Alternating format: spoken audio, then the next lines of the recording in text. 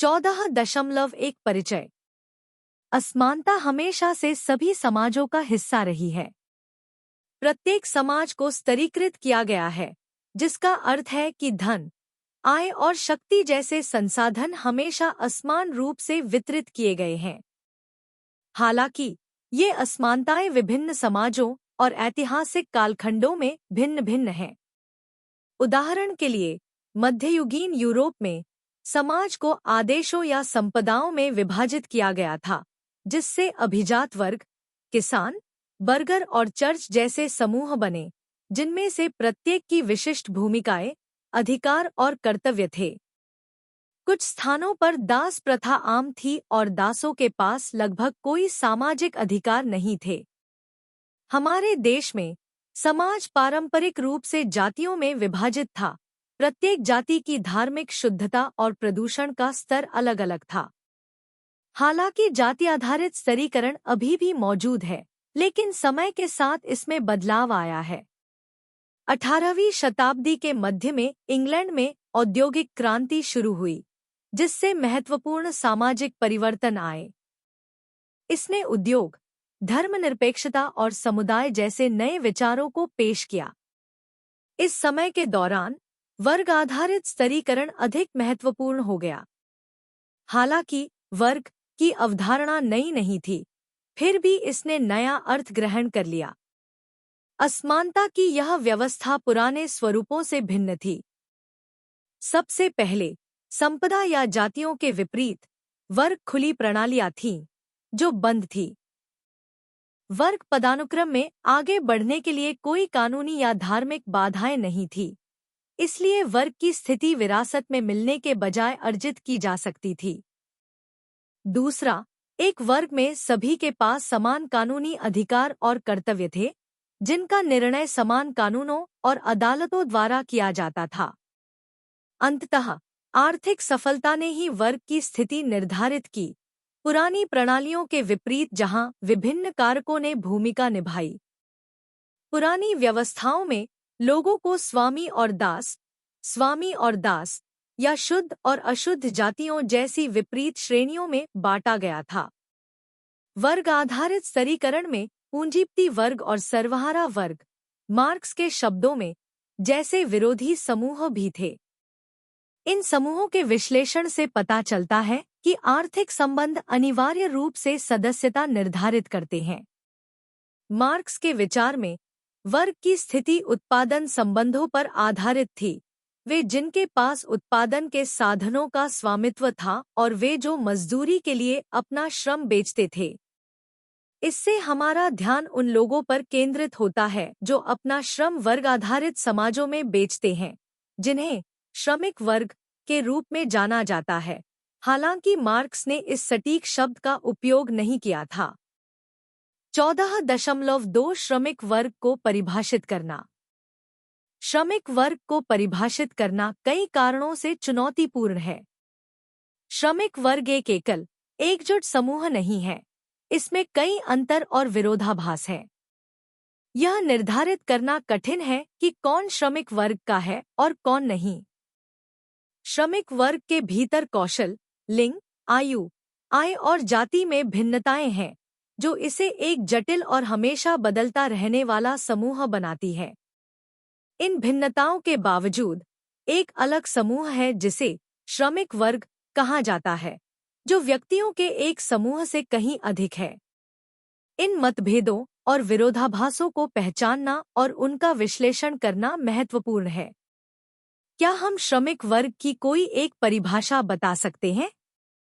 नहीं, क्योंकि वर्ग सीमाएं धुंधली हो गई है और श्रमिक वर्ग समय के साथ स्वयं बदल जाता है। उदाहरण के लिए, 1970 में एक कार्यकर्ता 2005 में एक कार्यकर्ता के समान नहीं है। समय के साथ एक वर्ग की संरचना, आकार और चरित्र बदल जाता है। इसलिए हमें ऐसी अनेक परिभाषाओं की आवश्यकता है जो सामाजिक संरचना में परिवर्तनों के अनुकूल हों। चिंतन और कार्य 14.01 विभिन्न क्षमताओं में काम कर रहे मजदूरों का निरीक्षण करें। सड़क निर्माण, घर का निर्माण, कुएं खोदना, नालियों की सफाई आदि। कारखानों, कार्यालयों, ढाबों और दुकानों में उन श्रमिकों पर ध्यान दें जो सामाजिक आर्थिक पैमाने के निचले पायदान पर हैं। अर्थव्यवस्था के अन्य क्षेत्रों में श्रमिकों के अपने अनुभव को भी याद करें और श्रमिक वर्ग की एक परिभाषा दें जो आपको लगता है कि विभिन्न प्रकार के श्रमिकों की विस्तृत श्रृंखला को परिभाषित करने के लिए उपयुक्त है। अपनी परिभाषा की तुलना अपने अध्ययन केंद्र के अन्य विद्यार्थियों की परिभाषा से करें। चिंतन और कार्रवाई 14.01 श्रमिक वर्ग का अवलोकन। परिचय। श्रमिक वर्ग, जिसे अक्सर सर्वहारा वर्ग कहा जाता है, में विभिन्न प्रकार के श्रम में लगे व्यक्तियों का एक व्यापक स्पेक्ट्रम शामिल है। ये श्रमिक हमारी अर्थव्यवस्था और समाज के कामकाज के लिए महत्वपूर्ण हैं। श्रमिक वर्ग की व्यापक समझ प्रदान करने के लिए मैंने सड़क निर्माण, घर निर्माण, कुएं खोदने, नालियां साफ करने सहित विभिन्न क्षमताओं में श्रमिकों और कारखानों, कार्यालयों, ढाबों और दुकानों में काम करने वाले श्रमिकों को देखा। इस प्रतिबिंब का उद्देश्य इन टिप्पणियों के आधार पर श्रमिक वर्ग को परिभाषित करना और मेरी परिभाषा की तुलना मेरे अध्ययन केंद्र के अन्य छात्रों से करना है। मजदूरों की टिप्पणियां। सड़क निर्माण श्रमिक। सड़क निर्माण एक श्रम केंद्रित गतिविधि है जिसमें महत्वपूर्ण शारीरिक प्रयास की आवश्यकता होती है। श्रमिक अक्सर कठोर परिस्थितियों में काम करते हैं, चरम मौसम और विस्तारित घंटों को सहन करते हैं। वे खुदाई, डामर बिछाने और भारी मशीनरी चलाने जैसे कार्यों में संलग्न होते हैं। इनमें से अधिकांश श्रमिक निम्न सामाजिक आर्थिक स्तर से संबंधित हैं, जिनके पास न्यूनतम नौकरी सुरक्षा और लाभ हैं। गृह निर्माण श्रमिक। सड़क निर्माण के समान घर निर्माण में विभिन्न कुशल और अकुशल मजदूर शामिल होते हैं। बढ़ी, राजमिस्त्री, इलेक्ट्रीशियन और प्लम्बर घर बनाने के लिए सामान्य मजदूरों के साथ काम करते हैं। इन श्रमिकों को आम तौर पर नौकरी की असुरक्षा, अनियमित काम के घंटे और कम वेतन का सामना करना पड़ता है। कई लोग ग्रामीण पृष्ठभूमि से आते हैं जो शहरी क्षेत्रों में बेहतर अवसरों की तलाश में हैं। कुआं खोदने वाले। कुआं खोदना एक खतरनाक व्यवसाय है जो अक्सर ग्रामीण इलाकों में किया जाता है जहां साफ पानी तक पहुंच सीमित है। श्रमिक धरती में गहराई तक खुदाई करते हैं, जिससे वे संभावित दहने और जहरीली गैसों के संपर्क में आ जाते हैं। नौकरी शारीरिक शक्ति और लचीलेपन की मांग करती है, फिर भी वित्तीय स्थिरता या स्वास्थ्य लाभ के मामले में बहुत कम प्रदान करती है। नाली साफ करने वाले। नालियों की सफाई एक महत्वपूर्ण लेकिन सराहनीय कार्य है। ये श्रमिक अक्सर हाशिए पर रहने वाले समुदायों से होते हैं, पर्याप्त सुरक्षात्मक गियर के बिना खतरनाक अपशिष्ट और विषाक्त पदार्थों को संभालते हैं। इससे उन्हें गंभीर स्वास्थ्य जोखिमों का सामना करना पड़ता है। उनका काम स्वच्छता बनाए रखने और बीमारियों की रोकथाम के लिए आवश्यक है, फिर भी उन्हें न्यूनतम मान्यता और कम वेतन मिलता है। कारखाने के मजदूर। फैक्ट्री कर्मचारी कपड़ा उद्योग से लेकर विनिर्माण तक विभिन्न उद्योगों में काम करते हैं। वे बार बार दोहराए जाने वाले कार्यों में, अक्सर असुरक्षित परिस्थितियों में लंबे समय तक काम करते हैं। औद्योगिक उत्पादन में महत्वपूर्ण योगदान देने के बावजूद उन्हें कम वेतन मिलता है और उनके पास उन्नति के सीमित अवसर होते हैं। यूनियनीकरण की कमी और कड़े श्रम कानूनों ने उनकी दुर्दशा को बढ़ा दिया है। कार्यालयीन कर्मचारी। कार्यालय के काम के निचले पायदान पर व्यक्ति को क्लर्क, प्रशासनिक सहायक और सहायक कर्मचारी मिलते हैं। ये व्यक्ति आवश्यक कर्तव्य निभाते हैं जिससे व्यवसाय सुचारू रूप से चलता रहता है। हालांकि उनकी कामकाजी स्थितियां आमतौर पर शारीरिक मजदूरों की तुलना में बेहतर हैं, फिर भी उन्हें नौकरी की असुरक्षा, कम वेतन और सीमित करियर प्रगति जैसी चुनौतियों का सामना करना पड़ता है। ढाबों और दुकानों में काम करने वाले। ढाबे, सड़क किनारे भोजनालय और छोटी दुकानें स्थानीय अर्थव्यवस्था का अभिन्न अंग है।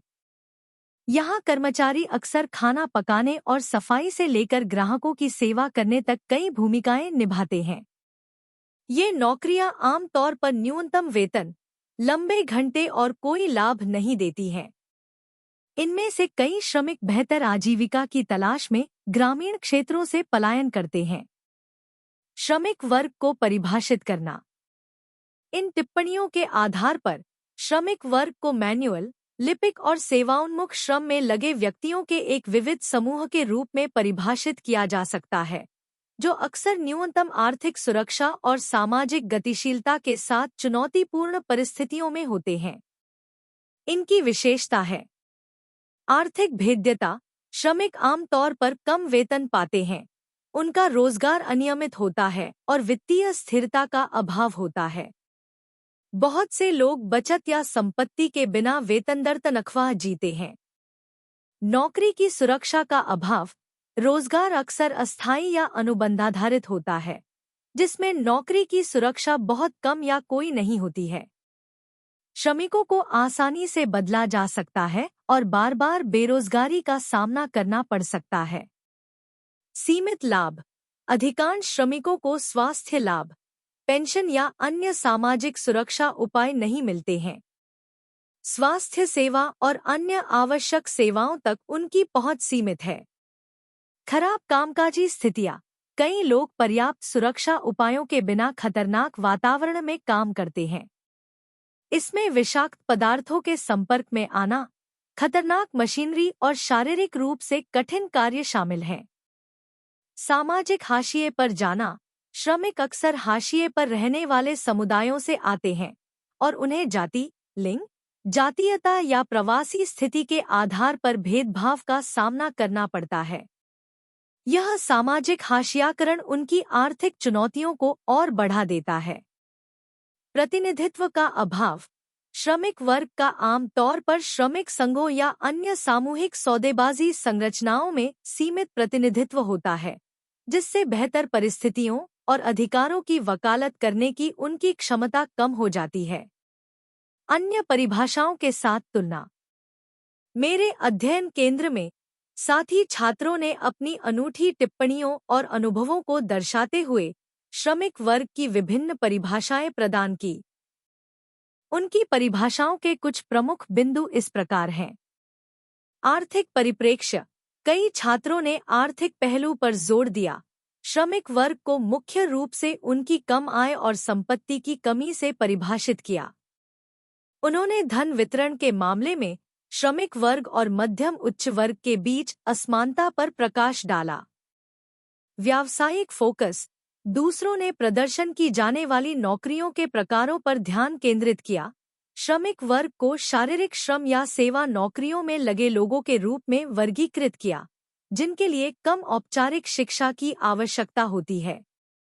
यह परिभाषा ब्लू कॉलर और व्हाइट कॉलर श्रमिकों के बीच एक स्पष्ट रेखा खींचती है।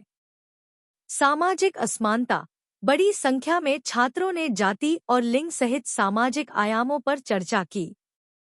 उन्होंने बताया कि श्रमिक वर्ग में अक्सर सामाजिक रूप से वंचित समूहों के व्यक्ति शामिल होते हैं, जो ऊपर की गतिशीलता के लिए प्रणालीगत बाधाओं का सामना करते हैं। कानूनी और संस्थागत ढांचा। कुछ परिभाषाओं में परिभाषित विशेषताओं के रूप में कानूनी सुरक्षा और संस्थागत समर्थन की कमी शामिल है। उन्होंने कहा कि श्रमिक वर्ग अक्सर औपचारिक श्रम कानूनों के बाहर काम करता है, जिससे वे शोषण के प्रति संवेदनशील हो जाते हैं। ऐतिहासिक संदर्भ।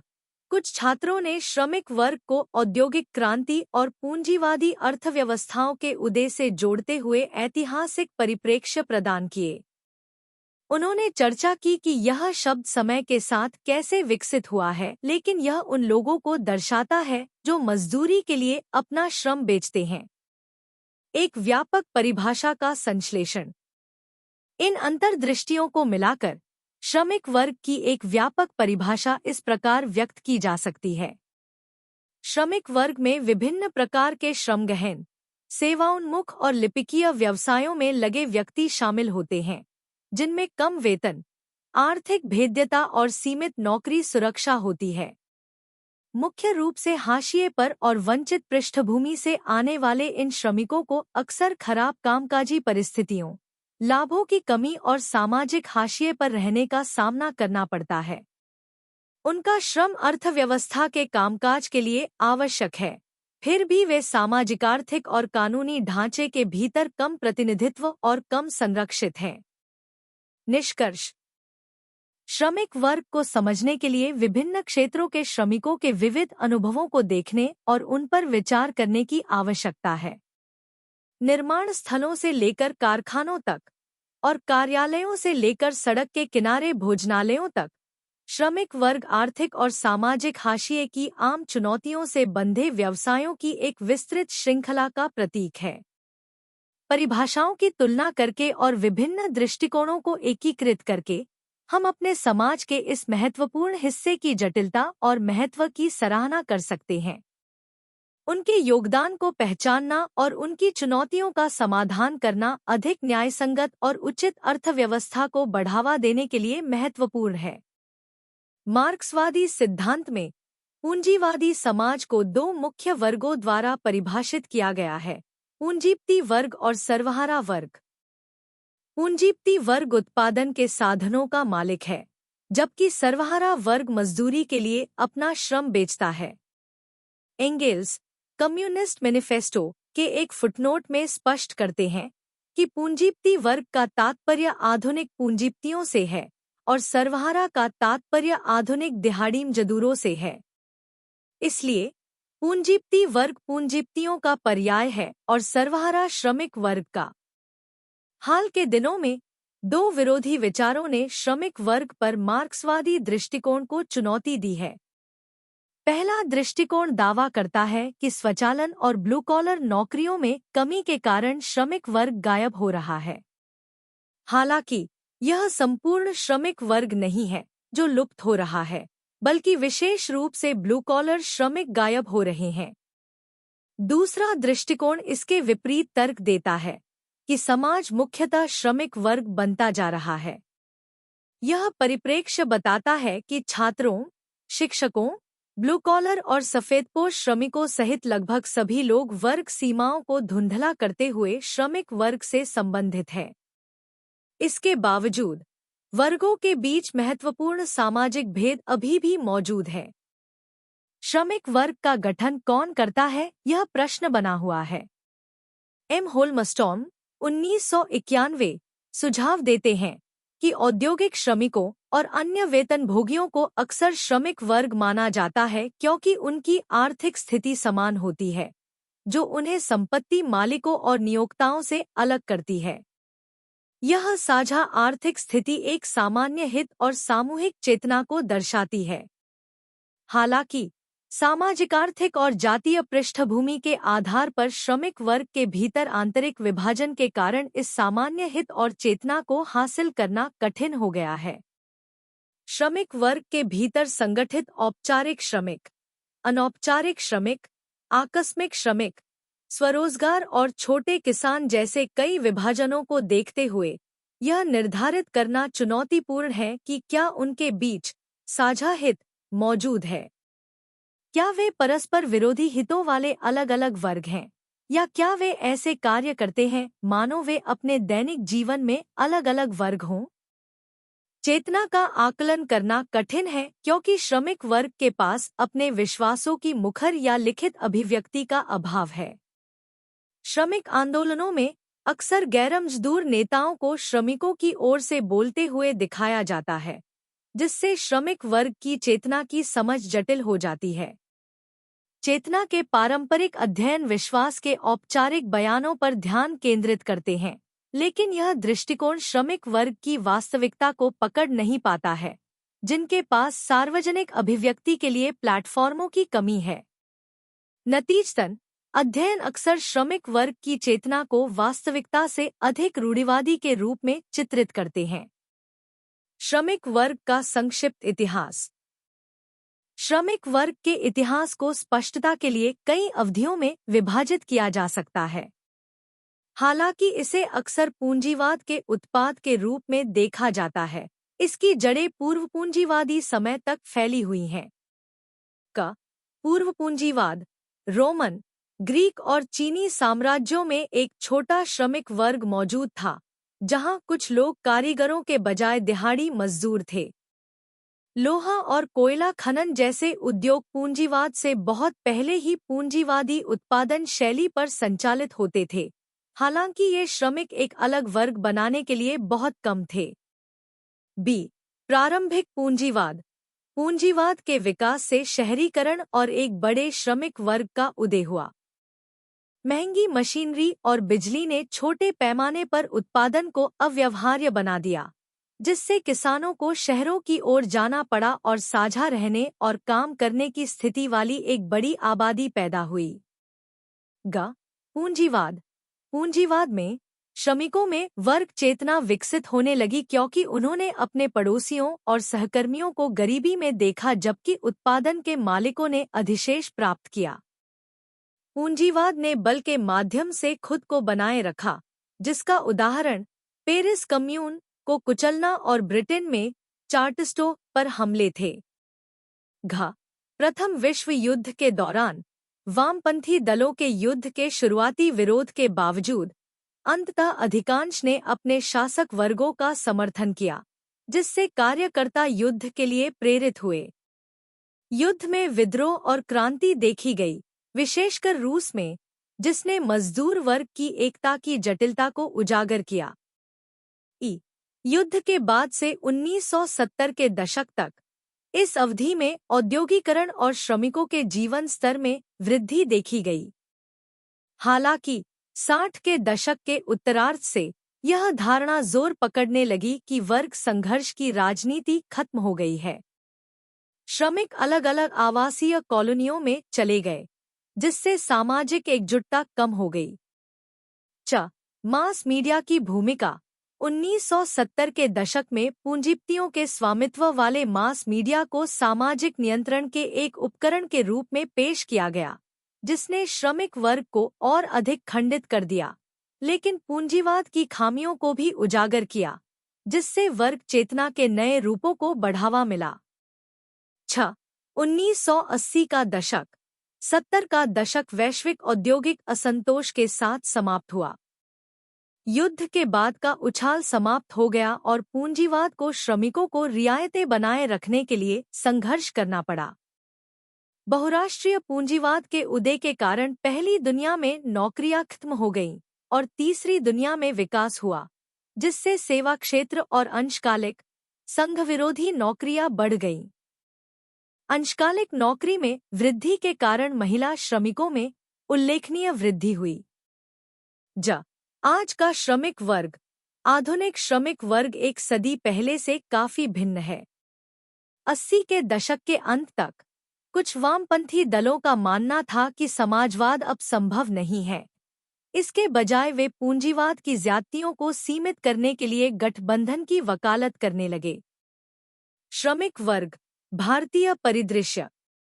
भारत की अर्थव्यवस्था में पूर्व पूंजीवादी और पूंजीवादी उत्पादन संबंधों का मिश्रण है, जिससे जाति, जनजाति, जातीय मूल और लिंग आधारित श्रम विभाजन से प्रभावित एक विविध श्रमिक वर्ग संरचना बनती है। इन मतभेदों के बावजूद श्रमिक वर्ग के रूप में पहचाना जाने वाला एक समूह मौजूद है। भारत में श्रमिक वर्ग का विकास। आधुनिक भारतीय श्रमिक वर्ग पूंजीवादी उत्पादन प्रणाली और फैक्ट्री उद्योग के साथ उभरा। 19वीं सदी के मध्य से पहले भारत में कामकाजी लोग तो थे, लेकिन कोई विशिष्ट श्रमिक वर्ग नहीं था। सामुदायिक भूमि स्वामित्व और संयुक्त कृषि और हस्तशिल्प की विशेषता वाली पारंपरिक अर्थव्यवस्था ब्रिटिश औपनिवेशिक शासन द्वारा बाधित हो गई थी। अंग्रेजों ने पूंजीवादी व्यवस्था लागू की, भारत की संपत्ति को लूटा और इसके पारंपरिक उद्योगों को बर्बाद कर दिया। 1813 से ब्रिटिश कंपनियों ने भारत के साथ स्वतंत्र रूप से व्यापार किया, जिससे भारतीय कपड़ा उद्योग और कारीगरों को नुकसान हुआ। भारतीय कच्चे माल ब्रिटिश उद्योग के लिए महत्वपूर्ण थे, जिसके कारण ऐसी नीतियां बनी जिससे इंग्लैंड को इन सामग्रियों की निरंतर आपूर्ति सुनिश्चित हुई। इसने सामंती शोषण के तरीकों को संरक्षित करते हुए भारत को ब्रिटेन के लिए कृषि और कच्चे माल के आपूर्तिकर्ता में बदल दिया। भारतीय कारीगर अपने व्यवसायों से विस्थापित हो गए और पारंपरिक अर्थव्यवस्था की एकता टूट गई, जिससे भारतीय समाज का विघटन हुआ। प्रारंभिक काल।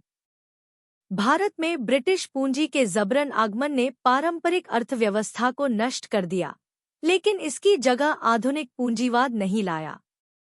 इसने सदियों पुराने कुटीर उद्योगों और कुशल बुनकरों को बर्बाद कर दिया, जिससे कई लोग आजीविका से वंचित हो गए।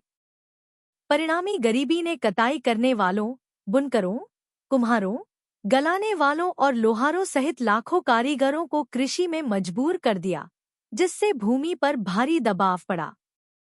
बाद में रेलवे की शुरुआत और छिटपुट औद्योगिक विकास के साथ इनमें से कुछ गरीब ग्रामीण कारखाने के श्रमिक बन गए। पहले कारखाने के कर्मचारी अक्सर इन्हीं संकटग्रस्त पृष्ठभूमियों से होते थे। बुकानन ने कहा कि कारखाने के श्रमिक अधिकतर गरीब कृषक परिवारों से आते थे। 1890 के फैक्ट्री कमीशन ने बताया कि जूट, कपास, हड्डी और कागज मिलों के साथ साथ चीनी के काम और कारखानों में अधिकांश श्रमिक बागड़ी, तेली, मोची, कैबर्टा, बैरागी और संकरा जैसी निचली जातियों से थे। कोयला खदानों में सबसे बड़ा समूह बाउरी था, जो एक निम्न जाति का समूह था। उसके बाद संथाल थे, जो कच्चे कृषकों की एक जनजाति थी। अन्य खनिक समान समूहों और विस्थापित ग्रामीण मजदूरों से आए थे। हालांकि अन्य अध्ययन एक अलग प्रवासन पैटर्न दिखाते हैं। मोनिस और चंदावरकर ने पाया कि सबसे गरीब लोग शुरू में उद्योगों में शामिल नहीं हुए। कल्पना राम के खदान श्रमिकों के अध्ययन से इसी तरह के निष्कर्ष सामने आए।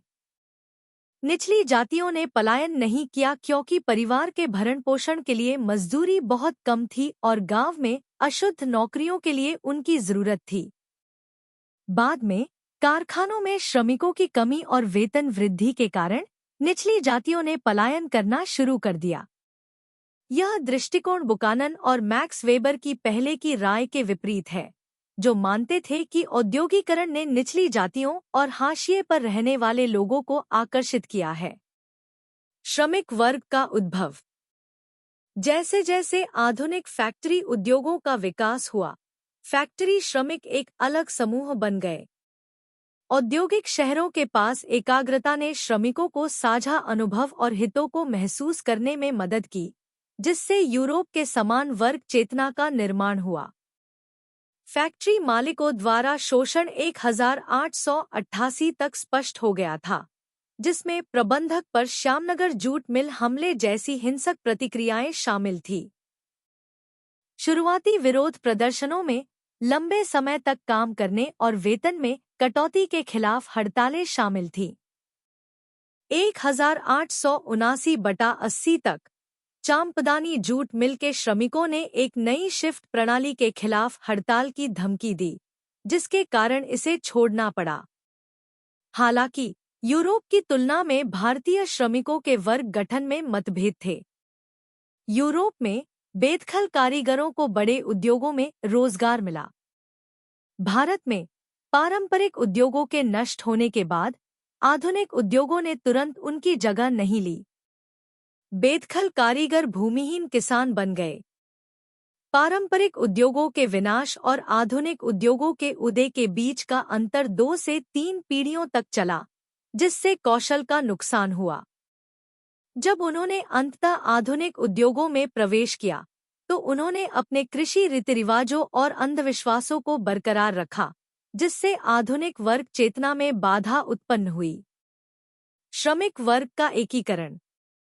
19वीं सदी के अंत और 20वीं सदी की शुरुआत में संगठित राष्ट्रीय आंदोलन और मजदूर वर्ग का एकीकरण देखा गया। 1905 में बंगाल के विभाजन ने राष्ट्रीय आक्रोश फैलाया, जिससे आर्थिक और राजनीतिक कार्यकर्ता संघर्षों को सहायता मिली। 20वीं सदी की शुरुआत में व्यापक श्रमिक संघर्ष हुए, जिसके परिणामस्वरूप भारत की पहली ट्रेड यूनियनें बनी। औद्योगिक विकास से श्रमिक वर्ग का आकार बढ़ गया। Trade union. श्रमिकों ने नियोक्ताओं और राज्य सत्ता से बचाव के लिए ट्रेड यूनियनों का आयोजन किया, एकता के माध्यम से सौदेबाजी की शक्ति बढ़ाई। प्रथम विश्व युद्ध के बाद ट्रेड यूनियनें स्वतःस्फूर्त रूप से उभरी। 1907 तक 2166 संयुक्त स्टॉक कंपनियां थीं और युद्ध शुरू होने तक यह संख्या बढ़कर 2553 हो गई। युद्ध के औपनिवेशिक शोषण ने भारतीय पूंजीपति वर्ग को समृद्ध होने की अनुमति दी, जबकि श्रमिकों को उच्च कीमतों और निम्न जीवन स्तर का सामना करना पड़ा। 1919 तक बड़े उद्योगों में 367,000 कर्मचारी कार्यरत थे। अक्टूबर समाजवादी क्रांति ने 1920 में Akhil Bharatiya trade union Congress (AITUC) के गठन को प्रेरित किया। यह श्रमिक नेताओं द्वारा एक केंद्रीय श्रमिक संगठन की आवश्यकता के एहसास के कारण था। भारतीय राष्ट्रीय कांग्रेस के समर्थन से लाला लाजपत राय पहले एटक अध्यक्ष बने। आर्थिक संघर्ष। 1929 की विश्व आर्थिक मंदी ने भारत को बुरी तरह प्रभावित किया, जिससे वेतन में कटौती और हड़तालें हुईं।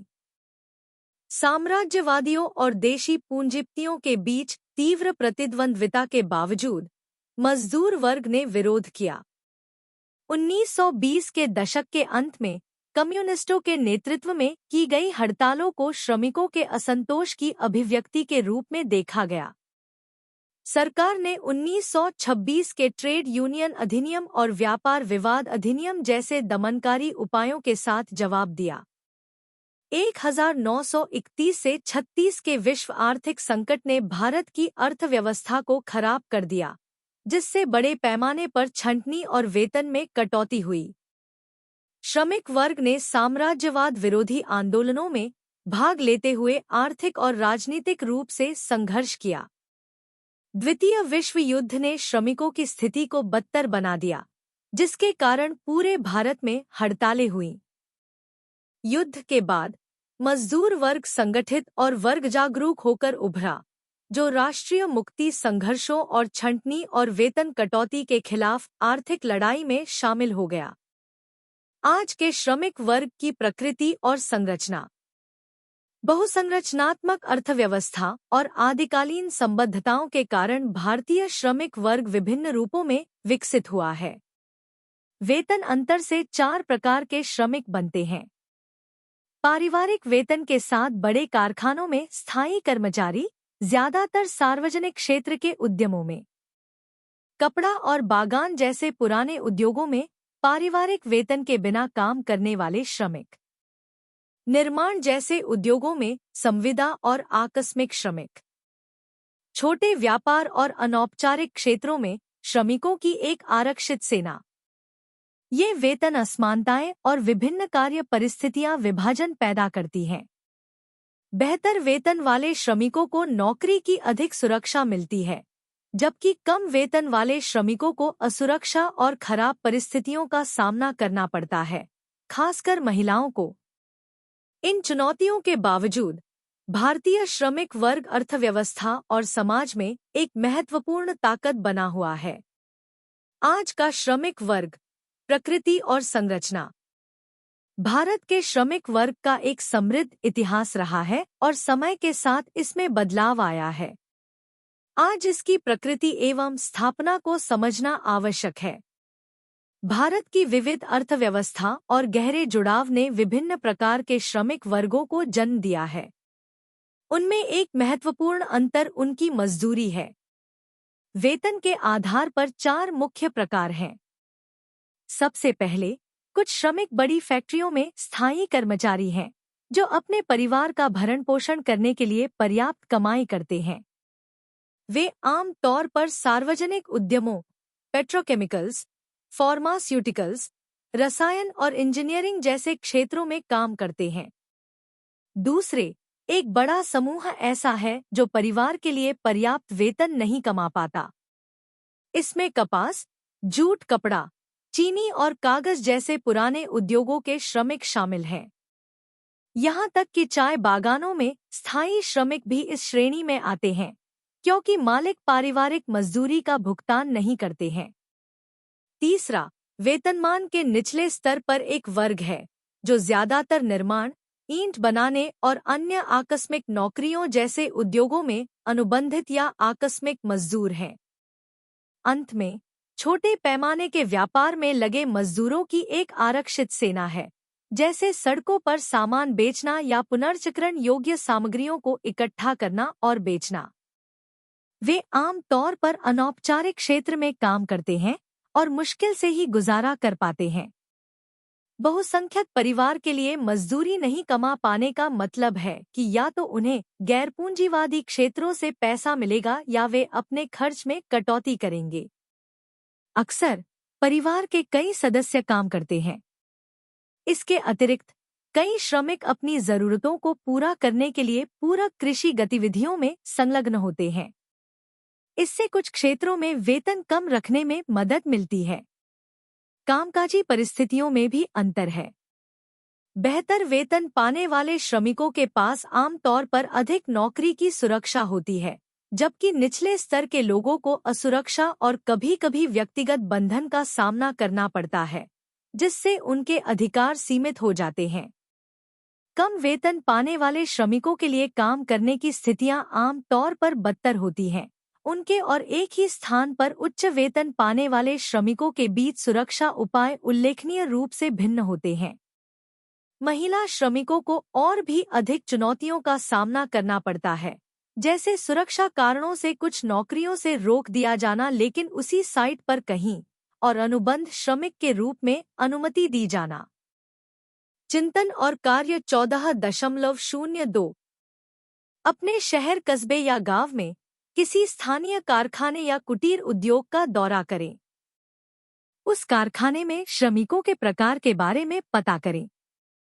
कम से कम 2 श्रमिकों से जो संगठित क्षेत्र से हैं, उनकी सामाजिक, आर्थिक और जातीय पृष्ठभूमि के बारे में पूछें। क्या उनका अपने गांवों से कोई नाता है? क्या वे किसी ट्रेड यूनियन के सदस्य हैं? यदि हाँ, तो ट्रेड यूनियन से जुड़े होने के क्या लाभ हैं? अब एक ही कारखाने से कम 2 श्रमिकों का चयन करें जो असंगठित क्षेत्र से हों।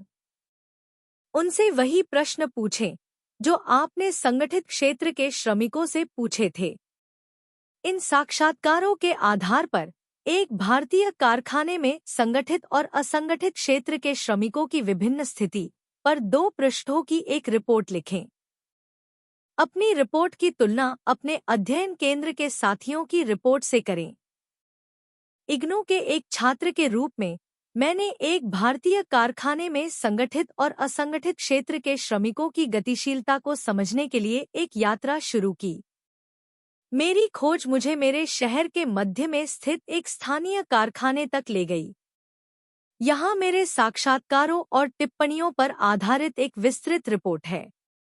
शीर्षक: एक भारतीय कारखाने में संगठित और असंगठित क्षेत्र के श्रमिकों का द्वंद्व। परिचय: भारत के कार्यबल की विविधता में संगठित और असंगठित क्षेत्र के श्रमिकों के बीच एक स्पष्ट विभाजन मौजूद है। यह रिपोर्ट श्रम के इन 2 क्षेत्रों की विपरीत वास्तविकताओं को उजागर करते हुए एक स्थानीय कारखाने के जटिल तानेबाने की पड़ताल करती है। फैक्ट्री प्रोफाइल: जिस फैक्ट्री का मैंने दौरा किया वह कपड़ा निर्माण में माहिर है, जिसमें बड़ी संख्या में कार्यबल कार्यरत हैं। जबकि फैक्ट्री श्रम नियमों का पालन करती है, इसमें अनौपचारिक क्षेत्र में काम करने वाले श्रमिकों की एक बड़ी संख्या भी है। संगठित क्षेत्र के कार्यकर्ता: सामाजिक, आर्थिक और जातीय पृष्ठभूमि: मुझे संगठित क्षेत्र के 2 श्रमिकों से बातचीत करने का अवसर मिला। दोनों ग्रामीण पृष्ठभूमि से थे, मुख्यतः कृषि समुदाय से। उनकी आर्थिक पृष्ठभूमि अलग-अलग थी। एक 4 लोगों के परिवार का भरण पोषण करता था और दूसरा अपने परिवार की कृषि गतिविधियों में योगदान देता था। जातीय रूप से वे अपने अपने गांव के प्रभुत्वशाली समुदाय से थे। गांवों से संबंध: अपने शहरी रोजगार के बावजूद दोनों श्रमिकों ने अपने गांवों के साथ मजबूत संबंध बनाए रखा। उन्होंने त्योहारों और अवसरों के दौरान नियमित यात्राओं का जिक्र किया और अपनी जड़ों से जुड़े भावनात्मक जुड़ाव पर जोर दिया। ट्रेड यूनियन में सदस्यता। दोनों कर्मचारी फैक्ट्री परिसर के भीतर सक्रिय ट्रेड यूनियन के सक्रिय सदस्य थे। उन्होंने संघ की सदस्यता के लाभों पर प्रकाश डाला, जिसमें सामूहिक सौदेबाजी की शक्ति, शोषण से सुरक्षा और कल्याणकारी योजनाओं तक पहुंच शामिल है। इसके अतिरिक्त संघ ने शिकायत निवारण की सुविधा प्रदान की और श्रम कानूनों का पालन सुनिश्चित किया। असंगठित क्षेत्र के श्रमिक। सामाजिक, आर्थिक और जातीय पृष्ठभूमि। असंगठित क्षेत्र के दो श्रमिकों से बातचीत करके उनकी विविध पृष्ठभूमियों पर प्रकाश डाला गया। एक हाशिए पर रहने वाले समुदाय से था, जबकि दूसरा आजीविका के अवसरों की तलाश में पड़ोसी राज्य से आया था। उनकी आर्थिक परिस्थितियां अनिश्चित थीं, जिनमें अनियमित आय और सामाजिक सुरक्षा का अभाव था। गांवों से संबंध।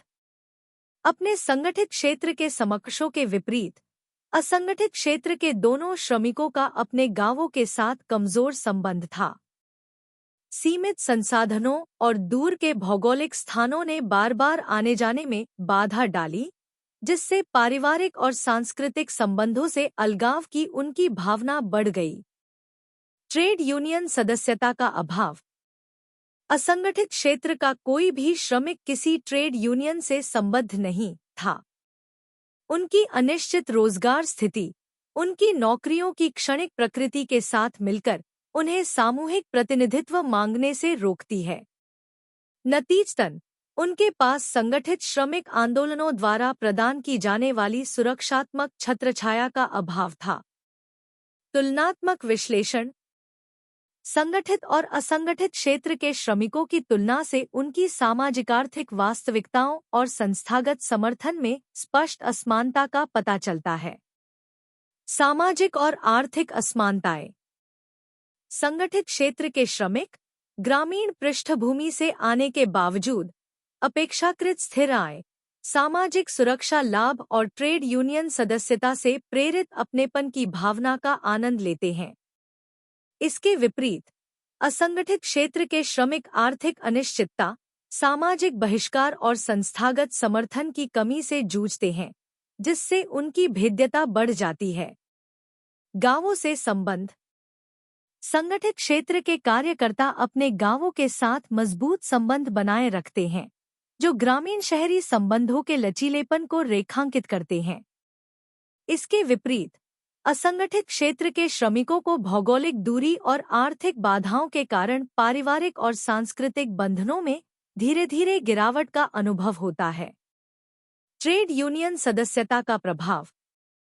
ट्रेड यूनियन में सदस्यता संगठित क्षेत्र के श्रमिकों के अनुभवों को चित्रित करने वाले एक महत्वपूर्ण कारक के रूप में उभरती है।